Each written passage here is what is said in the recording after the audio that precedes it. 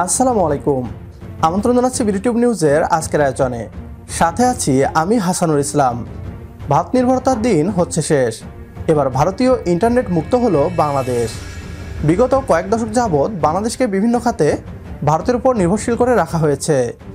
বাংলাদেশের অভ্যন্তরীণ নিরাপত্তাকে হুমকিতে ফেলে বিগত স্বৈরাচার সরকার ভারতীয় ইন্টারনেট নির্ভর করে রেখেছে বাংলাদেশকে। একদিকে প্রতি বছর হাজার হাজার কোটি টাকা দিতে হয়েছে, অন্যদিকে সাইবার সেল ব্যবহার করে বাংলাদেশের উপর নজর রেখেছিল ভারত।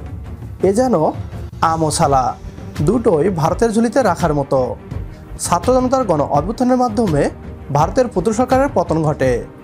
এরপর অন্তর্বর্তীকালীন সরকারের প্রধান উপদেষ্টা হন নোবেলজয়ী অর্থনীতিবিদ ডক্টর মোহাম্মদ ইউনূস। তার বলিষ্ঠ নেতৃত্বে বাংলাদেশ একের পর এক সেক্টরে ভারত নির্ভরতা মুক্ত হতে থাকে। এবার স্টারলিংকের হাত ধরে ভারতীয় ইন্টারনেট মুক্ত হচ্ছে বাংলাদেশ। চালু হচ্ছে বাংলাদেশের বহুল প্রতীক্ষিত স্টারলিংক। বিস্তারিত থাকছে বিডিটিউবের আজকের এই ভিডিওতে। বিগত এক যুগ যাবৎ বাংলাদেশকে ভারতের এক অঘোষিত কলোনি বানিয়ে রেখেছিল স্বৈরাচারীরা। ভোগ্যপণ্য থেকে শুরু করে আধুনিক যুগের ইন্টারনেট সবকিছুই ভারত থেকে আমদানি করা হতো। এতে বাংলাদেশের সার্বিক নিরাপত্তা পরিস্থিতি যেমন হুমকির মুখে পড়েছে, সেই সাথে প্রতি বছর হাজার হাজার কোটি টাকা ভারতকে দিতে হচ্ছে। বর্তমান এই পরিস্থিতির পরিবর্তন ছিল সময়ের দাবি।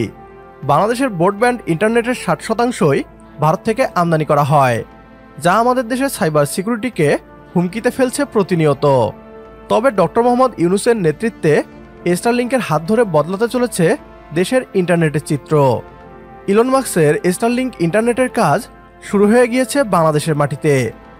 বাংলাদেশে গ্রাউন্ড আর্থ স্টেশন স্থাপনের সহায়তা দিতে যুক্তরাষ্ট্রের টেলিকম জায়ান্ট স্টারলিংকের অংশীদার হয়ে কাজ করছে কয়েকটি বাংলাদেশি প্রতিষ্ঠান।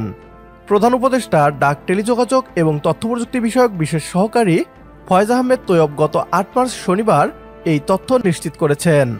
তিনি জানিয়েছেন, স্টারলিংকের একটি প্রতিনিধি দল বাংলাদেশ সফরে রয়েছে। এই সফরে বাংলাদেশে স্টারলিংক ইন্টারনেট সেবা চালু করতে সহযোগিতার জন্য বাংলাদেশের বিভিন্ন প্রতিষ্ঠানের সঙ্গে চুক্তি হয়েছে।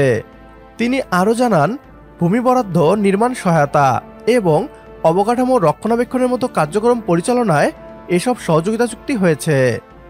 স্টারলিংক টিম এই কাজের জন্য কিছু নির্দিষ্ট স্থান চিহ্নিত করেছে। এর মধ্যে কয়েকটি বাংলাদেশি প্রতিষ্ঠানের নিজস্ব সম্পত্তি এবং কিছু ক্ষেত্রে হাইটেক পার্কের জমি ব্যবহারের বিষয়টি বিবেচনা করছে স্টারলিংক। প্রকল্পের স্থান ও প্রকল্প বাস্তবায়ন সংক্রান্ত বিষয়ে বিস্তারিত আলোচনা চলছে জানিয়ে ফয়েজ আহমেদ তৈয়ব বলেন, বাংলাদেশের শহরে কিংবা প্রান্তিক অঞ্চলে, উত্তরাঞ্চল কিংবা উপকূলে, লোডশেডিং কিংবা প্রাকৃতিক দুর্যোগে ঝামেলামুক্ত, রিলায়েবল এবং হাইস্পিড ইন্টারনেটের নিশ্চয়তা দেবে স্টারলিংক। সেই সাথে নিশ্চয়তা দিবে নিরবিচ্ছিন্ন সেবা এবং উচ্চমান কোয়ালিটি সার্ভিসের। যেহেতু বাংলাদেশে টেলিকম গ্রেড ফাইবার নেটওয়ার্কের বিস্তৃতি সীমিত এবং প্রাকৃতিক অঞ্চলগুলোতে এখনও লোডশেডিংয়ের সমস্যা রয়েছে, তাই স্টারলিংক আমাদের উদ্যোক্তা, ফ্রিল্যান্সার, এনজিও এবং এসএমই ব্যবসায়ীদের দৈনন্দিন কর্মকাণ্ড ও ডিজিটাল ইকোনমিক ইনিশিয়েটিভগুলোকে বেগবান করবে। একই সাথে বাংলাদেশের সাইবার সিকিউরিটি নিশ্চিত হবে। প্রিয় দর্শক, আমদানি করা ব্রডব্যান্ড ইন্টারনেট সহজেই হ্যাকারদের নিয়ন্ত্রণে চলে যায়, তবে স্টারলিংকের ডাটা থাকবে সুরক্ষিত। ফলে ভারতীয় হ্যাকারদের আক্রমণ থেকে সুরক্ষিত থাকবে বাংলাদেশের সাইবার স্পেস। আজকের ভিডিও এ পর্যন্তই। ভিডিও সম্পর্কে আপনার গুরুত্বপূর্ণ মতামত কমেন্ট বক্সে জানিয়ে দিন আমাদের। সেই সাথে ভিডিও শেয়ার করে দেখার সুযোগ করে দিন আপনার বন্ধুদের। পরবর্তী ভিডিও দেখার আমন্ত্রণ জানিয়ে বিদায় নিচ্ছি আজ। আল্লাহ হাফেজ।